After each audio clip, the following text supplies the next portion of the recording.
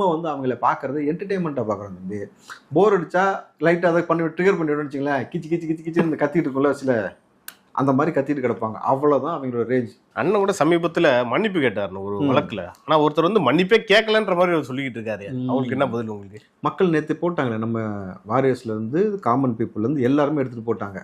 சீமான் அவர்கள் மன்னிப்பு கேட்டது, அவர் சார்ஜ் ஷீட், அவருக்கு எதிராக வந்த சார்ஜ் ஷீட்டு, இவங்க கோர்ட்டில் தாக்கல் பண்ண அஃபிடவிட்டு எல்லா காப்பியும் எடுத்து போட்டாங்க. அந்த ஊடகத்தில் செய்தியை வந்து அந்த செய்தியோட ஃபுட்டேஜ் முதல்கொண்டு எடுத்து போட்டாங்க. ஆனால் சாட்டை என்ன சொன்னார்னாக்கா, நீங்கள் சீமான் மன்னிப்பு கேட்டால் நிரூபிச்சிட்டிங்கன்னா இனிமேல் நான் விஜயை பற்றி பேசுறதை நிப்பாட்டிக்கிறேன்னாரு.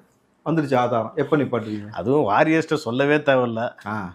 ஏப்பா இங்கே நீங்கள் எதை தான் சொல்கிறேன், உங்கள் தாத்தங்காலம் நினச்சிட்டு உருட்டுறது. இங்கே வந்து சீமான் மன்னிப்பு கேட்டார், தெரிஞ்சு போச்சா? எப்போ நீ விஜய் அவர்களுக்கு எதிராக பேச நிப்பாட்ட போகிற? எப்போ நிப்பாட்ட போகிற? எப்போ வருவீங்கன்னு ஒரு டைலாக் இருக்குல்ல, அது போல் நீங்கள் எப்போ நிப்பாட்ட போகிறீங்க? ஏன்னா நீங்கள் முழுக்க முழுக்க வருமானத்திற்காக விஜய்